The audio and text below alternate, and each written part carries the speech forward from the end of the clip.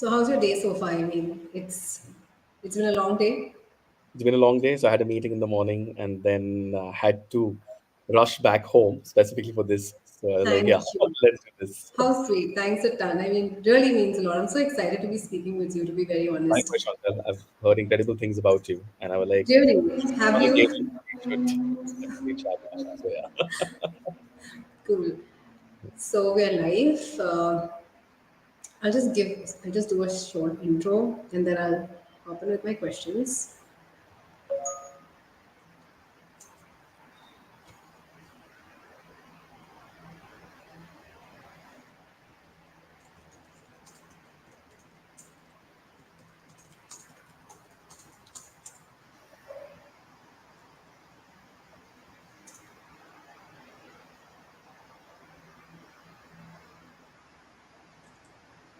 Hi everyone, welcome to the Finance Story Career Insight series.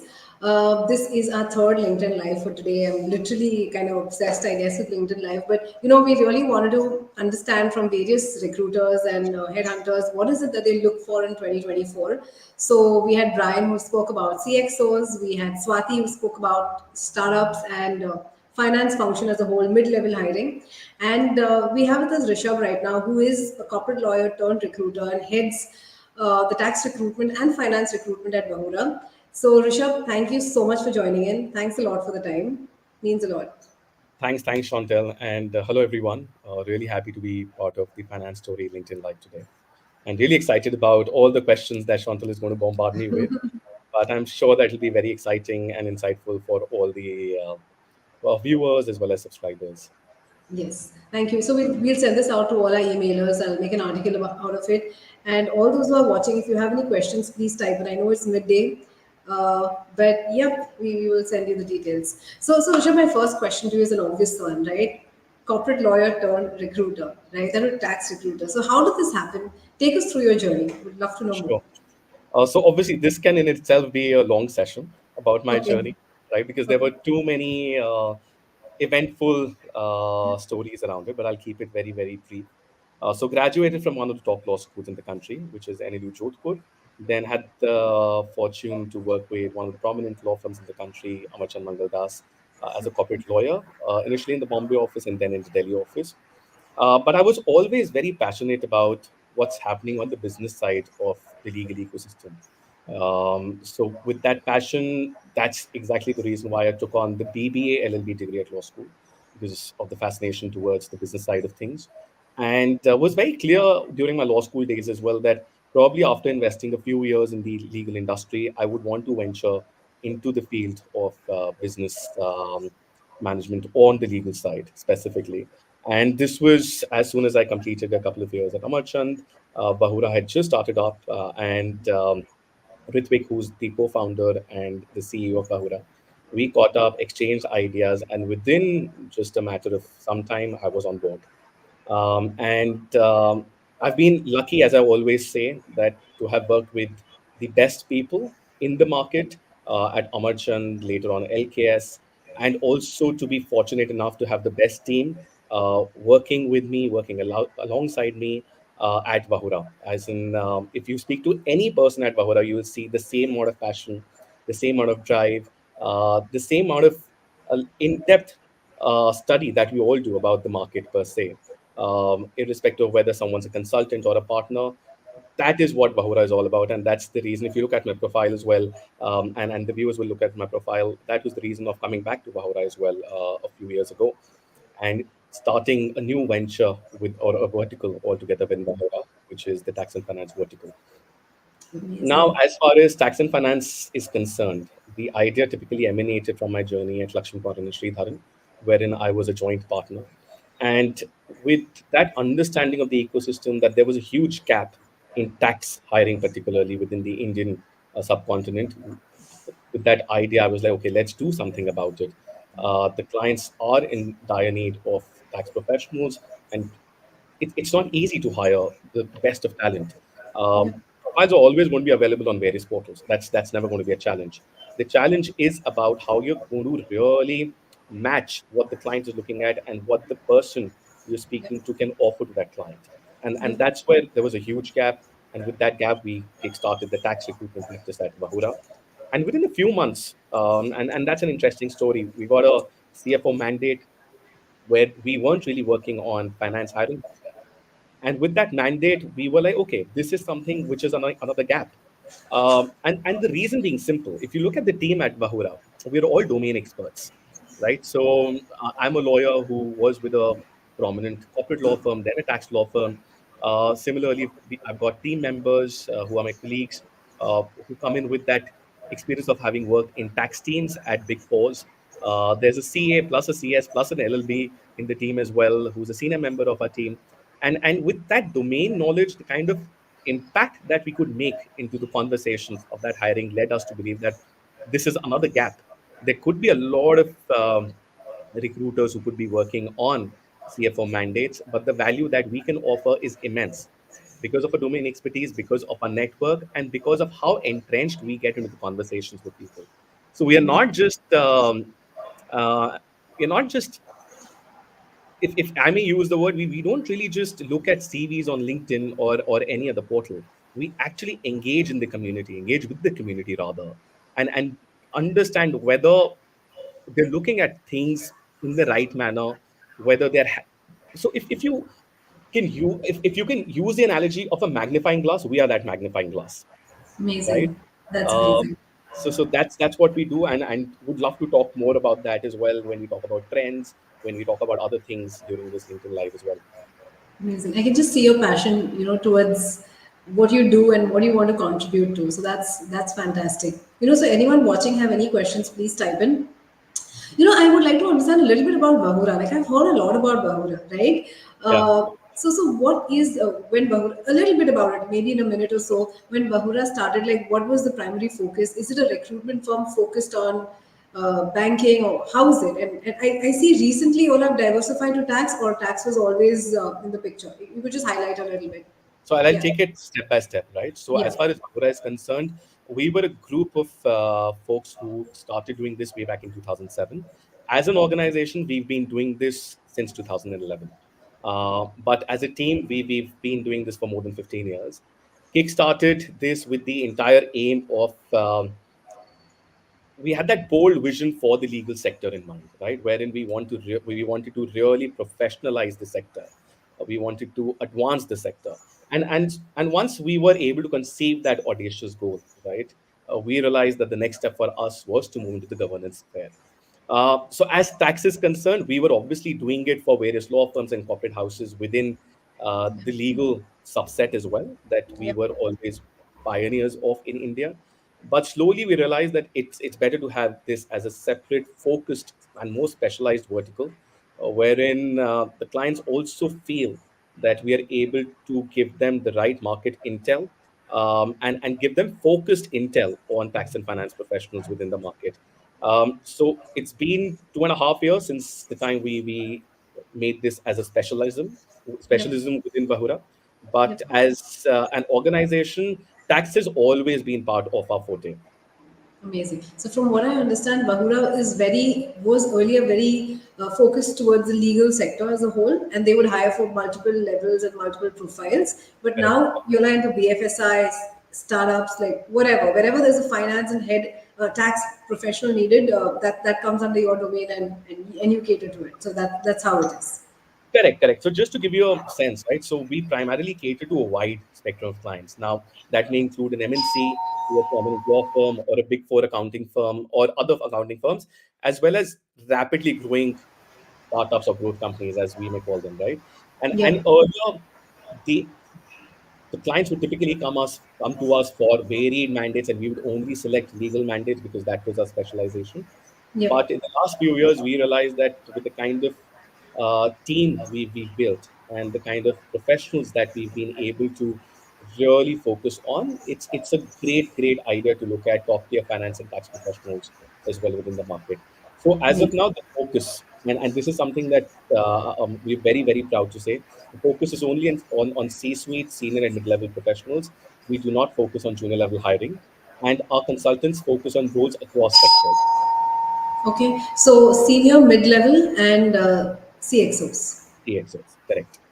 Correct. That's fantastic. Okay, so in your experience as a tax recruiter, right, in the last few years, what notable shifts or trends have you observed in the hiring landscape for tax folks, right? Right. So especially in the last 2 to 3 years, and if you want to highlight something towards 2023. Sure, sure. So, if I were to put them into two different buckets, like, so let's look at finance and accounting as one bucket and tax as another bucket, right? So, within finance and accounting, first of all, clearly the emergence of organizations looking at hybrid financial leadership, right? So, where organizations are looking at professionals who not only bring in traditional financial expertise, but also have experience in strategy, technology, and operations. And this hybrid expertise is definitely becoming a new standard in financial leadership roles like say CFO roles. And interestingly, more or less all the senior finance roles that we took on last year required that hybrid expertise. Uh, the second one would be in relation to fundraising, right? So fundraising is no longer uh, occasional task, if you were to ask me. It's become a strategic, critical, continuous strategic function. And CFOs with strong record, and when I say strong record, strong track record in terms of securing capital, and that could be through various channels, equity, debt, grants, loans, right? They are in high demand, and for growth companies specifically, just to give an idea to all the viewers, more than 80% roles that we handled last year, fundraising was of paramount importance. Um, Third key trend that we've been noticing is digital proficiency. And more or less all organizations are looking at CFOs who are fluent in digital tools like AI, data analytics, and our engagements have really shown that these are the leaders who are often at the forefront of driving that digital transformation initiative within their organization. So it's not just about understanding whether you understand those concepts. It's actually about whether that senior finance professional has been able to drive those initiatives within the organization. And for more mature companies, just to give you an example, and here we're not really talking about growth companies particularly, more mature organizations, conglomerates, close to 72% roles that we handled were keen on getting senior finance professionals with that digital proficiency.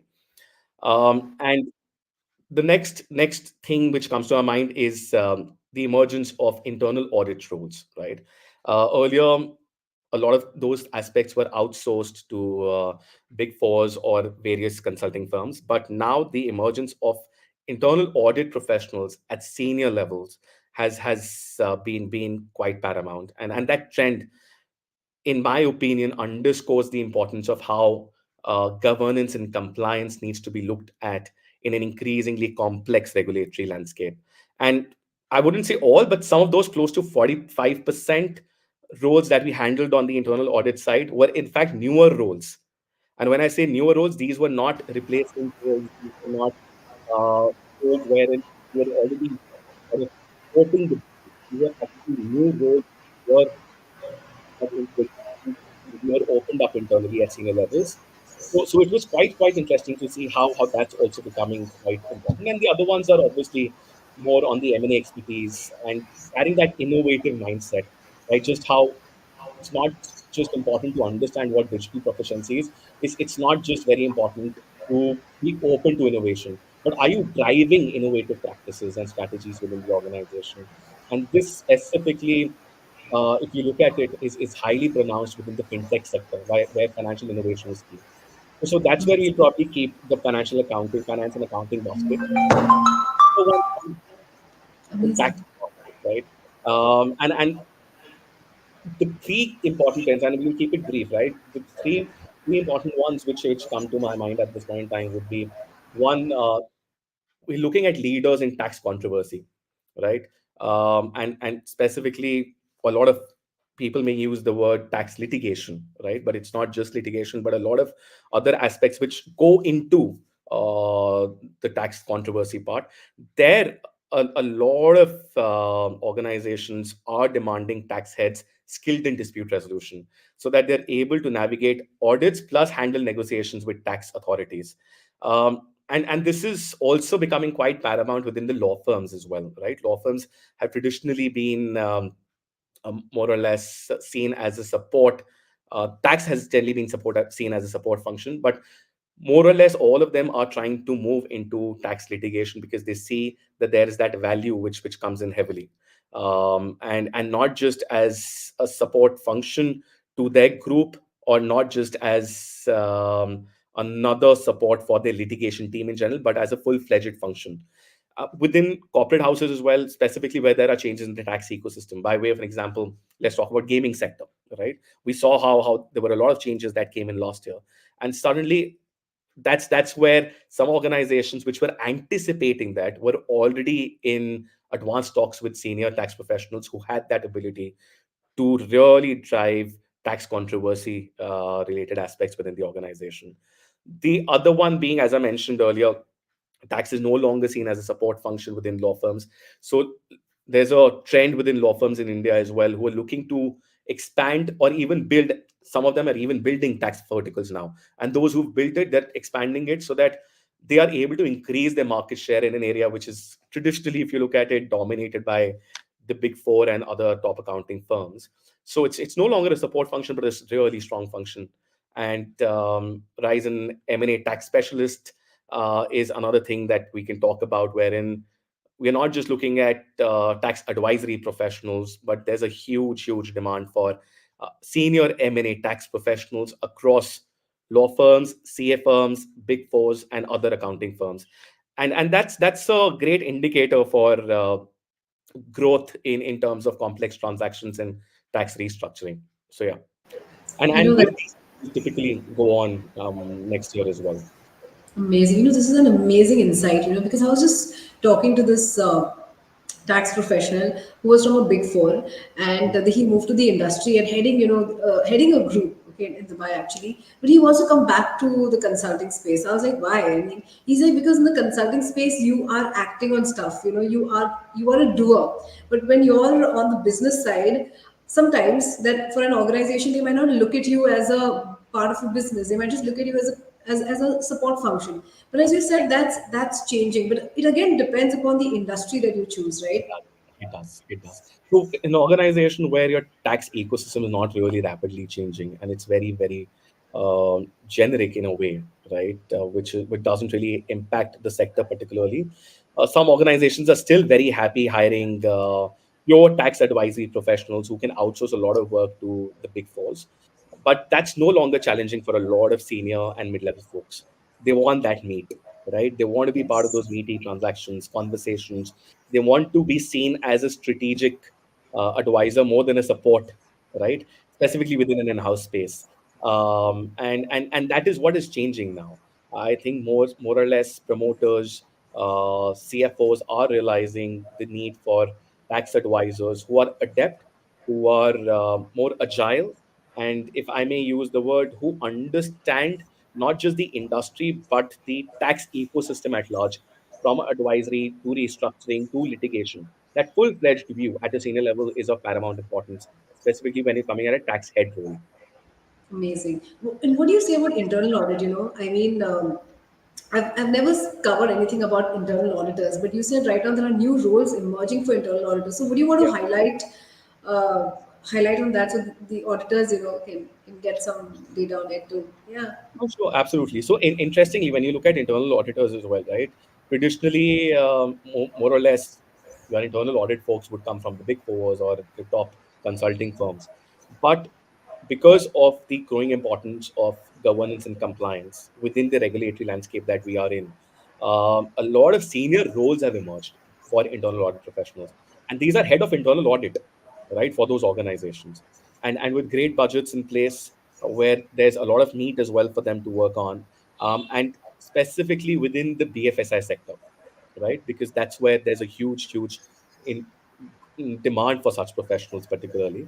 But other sectors as well, right? If there are complexities involved, organizations are more than happy to have someone onboarded rather than outsourcing that kind of work to other consultants.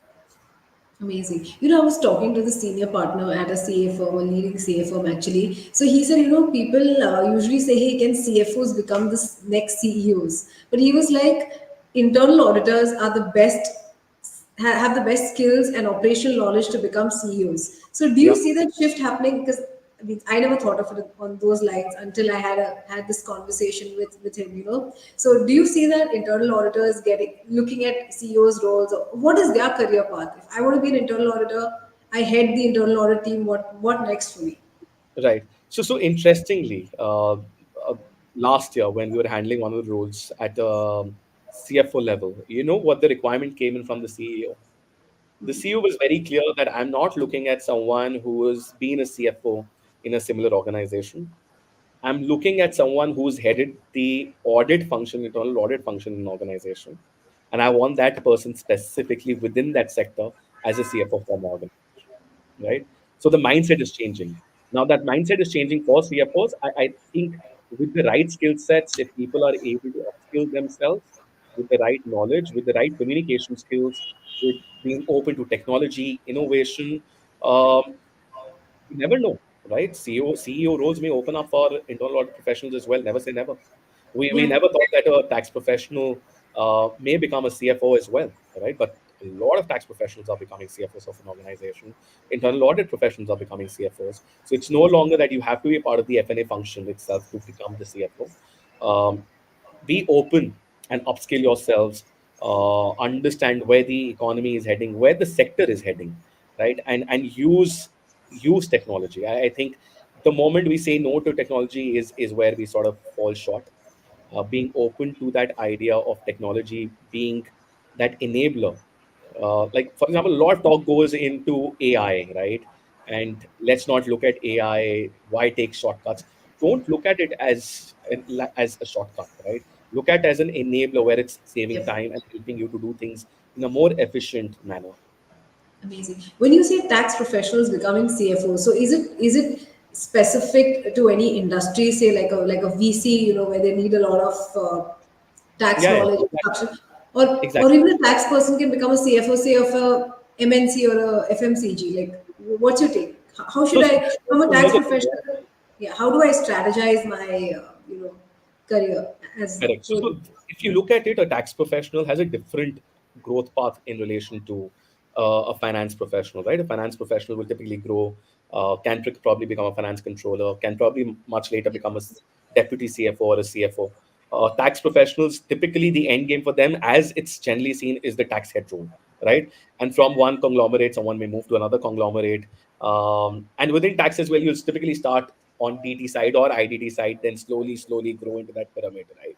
Yep. But there are organizations wherein some of those tax heads interestingly, in the recent past, and when I say recent past, 3 4 years, we've seen professionals who've been active on the tax side, but who are also working closely with these CEOs and CFOs on various deals, acquired those skill sets. So it's also about how you're involving yourselves in transactional matters, in controversies, particularly tax controversies plus financial management, how well attuned you are within an organization. So if someone has those skill sets and has the end game of being the CFO, I wouldn't say all organizations are going to be okay with that. Clearly not, right? Because there's still a huge influx of supreme, high quality CFO talent in the country. So only when you see a tax head adding more value and bringing in their A game to the table is when some organizations are open to that. And those are not roles, and just clarifying, those are not roles wherein organizations are going to put that as a search, like, hey, I want to look at a tax head who can become my Yeah. CFO, right? That's not going to happen. It may happen in the case wherein an ABC organization is looking at a CFO and is like, okay, I already have a tax head who has that great rapport with the team, can probably take on the mantle of being the CFO with the right skill sets and with the right training. That's where it will happen. Amazing. This is and it's absolutely spot on what you're talking, because I was talking to a couple of young 32, 33-year-old tax heads. They've in Dubai actually. So they grew pretty well. The market was picking up. They were smart, sharp, but they're like bored in their roles, right? They want to know what next for them, and the organization is now making an effort. Has given them like a 1 year, 2 year path to actually take on a CFO role. Correct. They've been given the opportunity, and I never heard about this earlier. Because usually, that's why a lot of good tax professionals stick to consulting, right? Correct. Because, but now they want to enter the corporate and they want to grow in it. Absolutely. And paths are becoming more or less, I think organizations are becoming open to those ideas, right? It's Okay. very driven by what someone can bring to the table. And then the Amazing. organizations are becoming like, okay, let's look at this as a growth path for this person. So yeah, it's happening. Okay, so I'll just dig in a little bit onto this because I know you cover a lot of it. But if I am a tax head of an organization, okay, I don't have a chance to be a CFO because that's not how the organization will work. What next? What do I do next? Should I just aim for a bigger organization? Should I get back to consulting? What would you advise me? Yeah. So as you rightly mentioned, yeah. So one is someone definitely grows within the same setup and becomes a tax head, but takes on more responsibilities, right? For example, the more traditional tax heads wouldn't really foray into the space of tax litigation, right? It would typically be outsourced to various law firms. But in the recent past, that has become quite an important aspect, wherein organizations are looking at tax heads having that sort of expertise as well. Similarly, the next path for someone who's already become a tax head is to look at a bigger platform, right? From a mid-sized company to a large cap organization, because the responsibilities may grow. So it's not so much about the nomenclature. It's actually about what you can achieve within an organization. So your JD may not really look at only like head of tax role, but it'll talk about what all responsibilities are going to come in. And that's Right. what people should actually focus on. As a tax head in one organization, you not really be doing much. But in another organization, you may be actually driving a lot of strategies, changes from a tax standpoint. And that is what growth is. So growth is not in just terms of titles. It's in terms of what you can really achieve and what you can really do within different organizations. And on the second part, right, whether they can look at consulting, yes, absolutely. And within consulting, it's no longer just the big fours. It's actually a lot of accounting firms who are advancing into getting the right senior talent on the taxation side. A lot of law firms are also open to that idea. But what becomes important is relationships, right? And a lot of people use the word book at senior level in case someone wants to move to the consulting side. What is a book? No one can really define a book, right? But can you really leverage your relationships to achieve that target? That is what a book is. And if people at senior level are able to really leverage on various relationships that they've built within their organization, within the other organizations as well, who are part of the ecosystem, and they want to really drive certain changes within that ecosystem, consulting, law firms, big fours, accounting firms could be a game changer for their career paths. Amazing. And how do you, would you want to highlight a little bit, how do you leverage, uh, or how do you, tap into your network? How, you interact with so many folks, some may Correct. excel, some may not excel, right? Correct. So what is it, what is it you will tell somebody, who wants to be a good networker, who wants to build on relationships? Yeah. So How do so you do that? so one simple, and this may really work out for some people, this may not really work out, Yeah. right? Because everyone has different skill sets. But one thing that I generally focus on is let the relationship not be a transactional relationship, right? Actually go deep into the relationship where you're advising, where you're actually mingling with those folks as well in the industry, having a normal chat as well. So it's not so much about just talking about business all the time, right? And not just saying, okay, I'm having this conversation with you, what's in it for me, right? The moment that transactional approach changes to a relationship driven approach, a lot of people see value in that. When it's no longer about, okay, this person going to move there, he is only talking to me or she's only talking to me only for this specific reason, right? So don't be salesy in your conversations. Be authentic, be genuine, but also drive certain points which are useful for other professionals in the organization. Conferences, meets, round tables, webinars, right? Any aspect which gives you that visibility to be a thought leader, which gives you access to a lot of people within the community.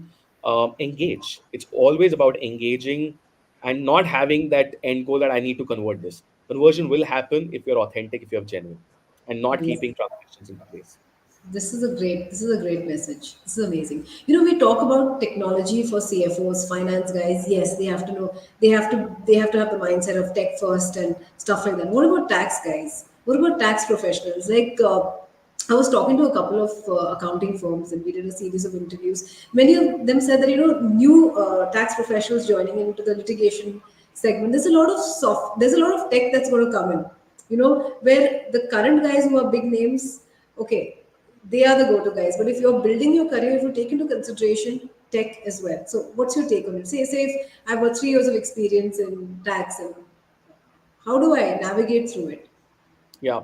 So in fact, if you look at some of the big fours and some of the consulting firms, they have a tax technology team as well, anyways, right?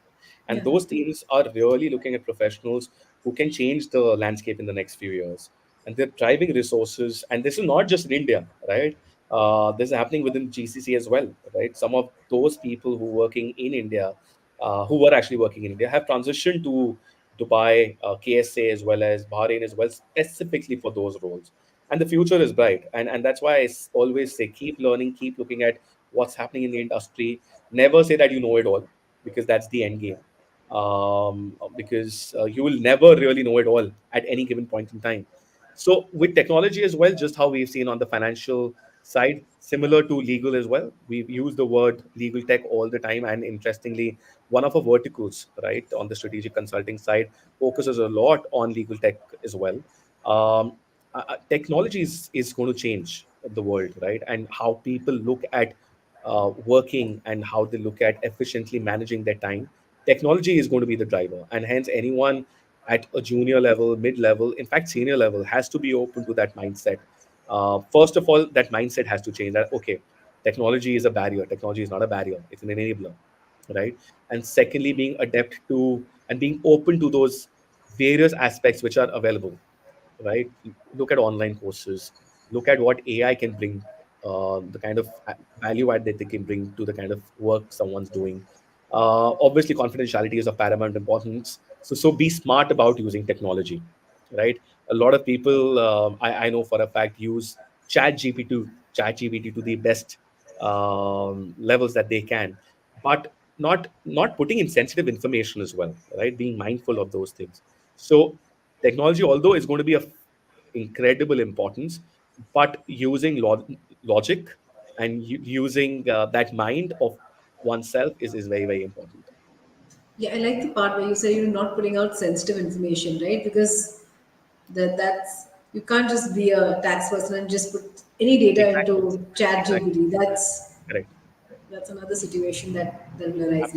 I'll just go in a little in depth, right? Just one more point further. So if I'm a tax professional, with so much of technology coming in, say, into litigation and in different aspects, how will it impact my role in the next 2 to 3 years? Like, what is expected of me? We know what's the impact on finance, and Yeah. so what is it on tax? So So the what will be impact my is role? going to be only for professionals who are going to have a closed mind that we are not going to change. This is how the ecosystem has worked for us. This is how the ecosystem is going to work for us.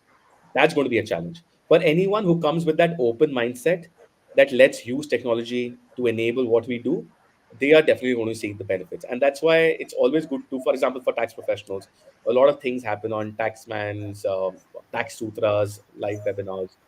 Engage, right? Meet people, understand what all platforms are available, right? Tax Connect. So there are various platforms that people can really engage on, and leverage that for their growth. But the first thing, as I mentioned earlier, is to change that mindset that we are not going to change. This is how it is operated for so many years. This is how it's going to operate in the future. No, it's not. It's not. That's Yes. amazing. We spoke about the GCC. So there are a lot of good tax professionals who want to move to the GCC, and many of them have already moved, right? So what do you see? Like, has there been a lot of movement? Is there still a lot of curiosity? What's your take?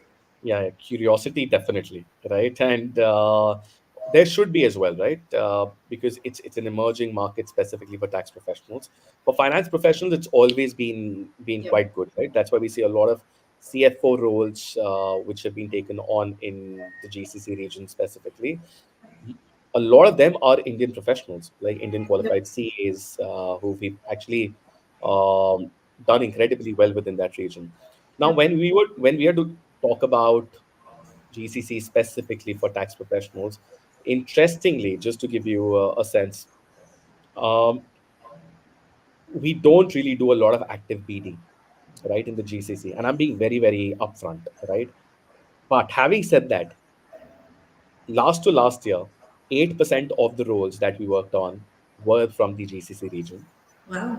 And last year, 14% of the roles that we worked on were from the GCC region. Despite not doing active BD, just pure word of mouth, pure relationships that we've built as an organization, we were able to catapult, right? And that's the growth story for tax professionals. And we anticipate that there will be a continuous demand for tax professionals with cross-border expertise. I think that becomes important, and because the tax regulations are evolving, the economy is growing. There's a not noticeable interest, frankly, saying within the GCC region. So Dubai, Saudi, Kuwait, Qatar, um, these are interesting markets, and it becomes all the more interesting is because of the tax-free income that people look at, right? Because it's always an icing on the cake, as you may say. But from potential for career growth and the chance to work on diverse and challenging assignments, definitely a good market to look at because it's still picking up. There isn't really a lot of, if I may, if I have to use the word, there isn't a ceiling as of now, right? There isn't one side, okay, there's so much of talent in the market, suddenly what's going to happen? Yep. There is much talent, and that's why India market is being actively looked at for that talent. Um, the O's have played their game really well, wherein they've transitioned some of their folks from their India teams to the teams in the region specifically. But there are a lot of other consulting firms, a lot of corporate houses as well, wherein Yep. that demand has been coming in from. And some of those organizations we may not have even heard of in India, right? Yep. And that's also very important to do your diligence on which organization you're speaking to and what's in it for your growth path, and what's in it for you to grow in terms of different aspects being handled by you in an organization. Amazing. Amazing. That's fantastic. So I didn't know Vahura looks into the GCC. So that's great. I mean, that's amazing. Okay. So what are your insights on the salary trends in India? Like, like I was talking to a tax professional in India, has 31 lakhs or 32 lakhs working in a big four. They wanted to move to Dubai and they wanted into three, right? But it was a big salary even for India. So the Indian salary standards have increased Yes, significantly, yes. right? So, Yeah. so give me some insights on the last 2 to 3 years salary trends and what do we expect and why has there been a rise in or growth in salary? So salary is typically dependent on talent, right? And when there is demand for great talent, your salary ought to increase from the kind of salaries that people were being paid earlier. Um, and for all the viewers, I would urge you to go on our website, look at our page as well, where we did a compensation study for tax and finance professionals last year. Amazing. The study for this year is going to come out by March. Okay. But look at those trends, look at those numbers, you get a fair idea of where you stand. And I think for the right talent, organizations are more than happy to pay reasonably well. I wouldn't say great amounts because no one's ever going to be happy with any amount of money, right? Yep. That's what we keep on hearing. With professionals earning a huge amount of money, they still want more. And with professionals who aren't earning great, they still want more. And that's the beauty of the profession anyone is in because you understand the worth of what you're bringing to the table. And with organizations being open to that idea of investing further in terms of compensation and better benefits to their professionals, that's how I see the trend going forward. Amazing. I have this question, and I have then one more question for you. Mm. What can we, as tax folks, right? What can they expect in 2024? Say mid to senior, right? And where do you see the most hiring happening? Like with a lot of M&As, with a lot of money coming in, like how could I plan and take what do you say, make most of this India's growth phase and stuff that's happening? So if you could highlight that. Yeah, sure. So one of the more actually, before I answer that question, there's another thing that I really want to Yeah, yeah, highlight to our viewers and subscribers who may probably look at this later. yeah, yeah. A lot of times we think that we can do incredibly well in that particular role, which a recruiter may talk to us about, right? Or about a role that a friend may pass on to us. But many a times that doesn't really happen. Why? Right? And that I'm going to link with what to expect and what people should work on. That's primarily because what you may have worked on is not necessarily what the organization is looking at. One. Secondly, cultural misalignment is another thing which people need to really, really work on. Communication skills could come within that aspect where someone may be looking at a really strong communicator, and that may not really come out well within the conversations that an organization may have with the concerned person. Similarly, another aspect that has become quite prominent is wherein I, as a friend, or I, as a recruiter, may think that okay, this person is going to do incredibly well, but that does not happen. Primarily because the person is unable to demonstrate their abilities and potential, and is unable to give that impact during the interview process, right? And hence it's important to speak to the right people before you go for an interview so that you understand what are they expecting, right? It's like how you look at life coaches in general to Yeah. bring your real concerns out and Yeah. really help you navigate the Yeah. challenges of life. Yeah. Similarly, you need to really invest in the right coach, right, within the profession as well. And we've actually been helping a lot of professionals, wherein, to be fairly honest to our recruiters, to our viewers as well, right? It's not like there'll always be a role for anyone who comes and speaks to us. But what we really, really engage is the right set of conversations, right? To give them that insight that okay, this organization may not really be the right organization for you because of these very reasons. A lot of times people do come to us, okay, they've got an offer from this particular organization, can you help us with that? We help them understand that what are the nitties and gritties of that particular offer, what they need to ask the prospective employer, and then go with that entire mindset, okay, that this is the best that could have happened. The moment that mindset is like, okay, I could have gotten more, or I could have probably negotiated a bit more, you're not starting at the right footing, right? So that coaching, that mindset becomes all the more important. And to all the viewers, our consultants are more than happy to advise you on those parameters, on salary trends, even if it's not just about an active role that you're looking at. It's also about understanding how the market is evolving, the landscape in general. And that's what 2024 is going to be all about.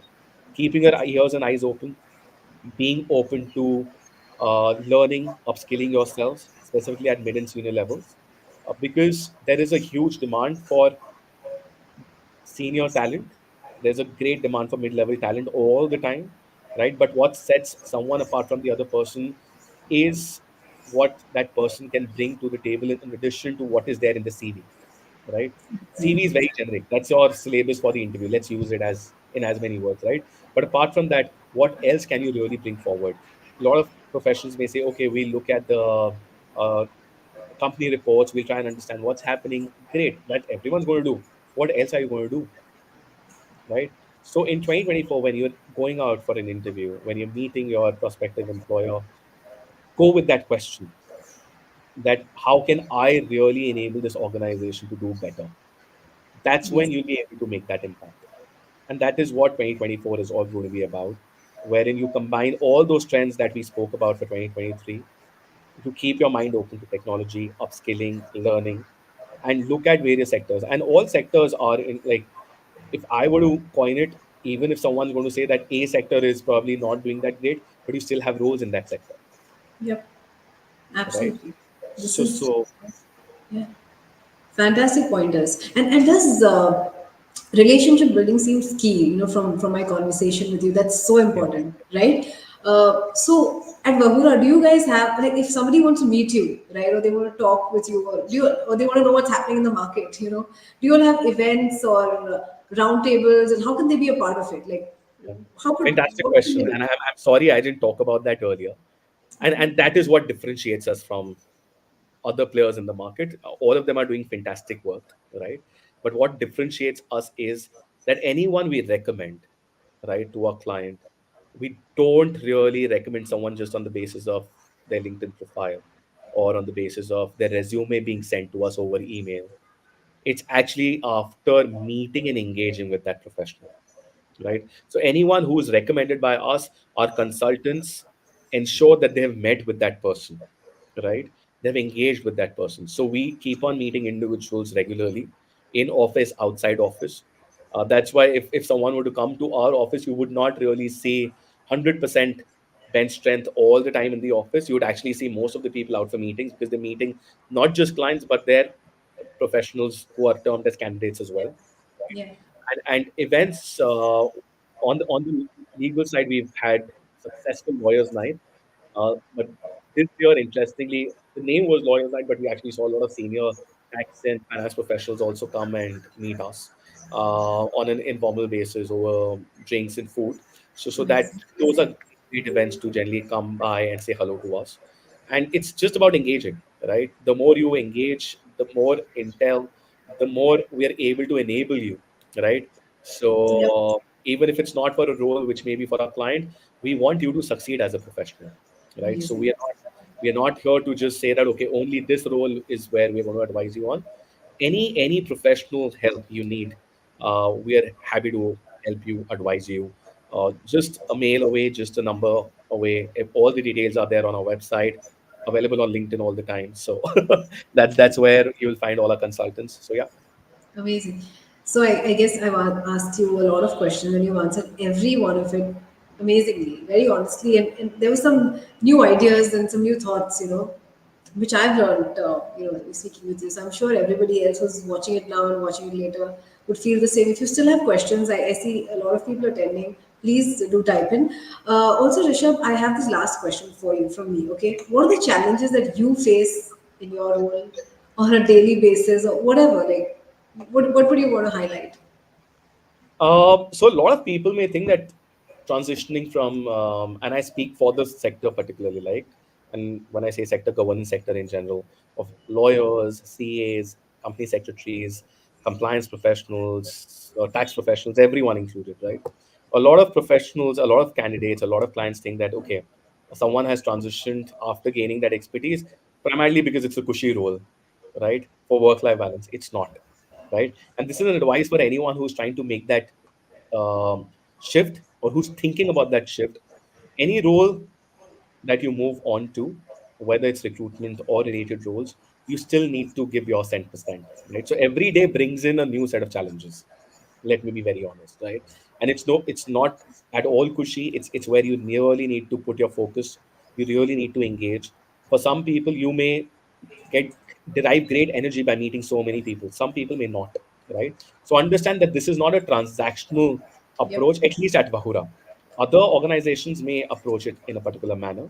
When I Yep. talk about it, I'm generally talking from a Vahura standpoint. We do not encourage any transactional relationships. We always focus on real relationships, and that's why all our conversations are very focused, where we try and make it all the more relevant for the listener, right? And that's why every single day where we are meeting different set of people, there are different conversations happening. No person is the same, and hence the conversations can't be the same, right? Yep. And the challenge is to ensure that someone may come to us via reference, not be blindsided by that reference, but use your mind, use the tools that we've sort of um, developed within our internal processes to ensure that we are sending the best talent to our clients. Not to say that other talent is not the best, but more or less in a comparative standpoint, more or less from a standpoint of what the client is needing more than what the candidate is trying to get. So yeah, so Amazing. Because that's fantastic. Because I like the way you guys differentiate yourself. yeah, It's very important because right now, when I see the Indian recruitment market, especially for finance, and I see a little bit for tax or CXO, basically, is more like the UK market, right? Right? yeah, The people are realizing, hey, good potential, great guys are quitting their jobs, starting recruitment firms, leveraging connections. So, correct. Indian recruitment market is kind of growing pretty well. I really see It that. is. And that's why it's no longer, at least for us, it's not at all a game of just reaching out to someone over the phone and be like, okay, Yep. this is an opening, this is where you want to send the profile. No, that's something which is highly discouraged, right? Yeah. We reach out to people, folks reach out to us, we meet, we engage, and then we go to a client specifically at senior and senior mid levels. Amazing. So Yeah. yes. So Rishabh, I mean, thank you so much for the time. It's genuinely a great conversation that I had. I'll make an article. I can also imagine sub articles that we could really make to highlight and talk about, tax heads transitioning, internal auditors, taking up senior roles and moving to CEO positions, which is excellent, So and this is the first what do you say conversation where I'm talking only about tax. Others were always about finance and investment banking and stuff like that. Never tax, but we'll do more of it. And I'll Which yeah, I had a great time, and thanks for having me on thank this you, live by the finance story. And I had thank a you, great time talking to you, Chantal, and thanks for your thank you, time. And thanks to all the listeners as well yeah, for taking our time today. I know yeah, it's a weekday, so it's not yeah, easy to just come yeah, on and listen to us, but yeah. really happy and hope this conversation was insightful I'm for sure. all of you. Thank you so much. Thank you everyone for watching in, and I will email you snippets and the article as well, so it becomes easy. Thanks a ton. Thanks, Rishabh. Have a great day. Thanks, See you. Chantal. Thank you. Have a good day. Bye. Bye. Bye, You everyone. too. Bye.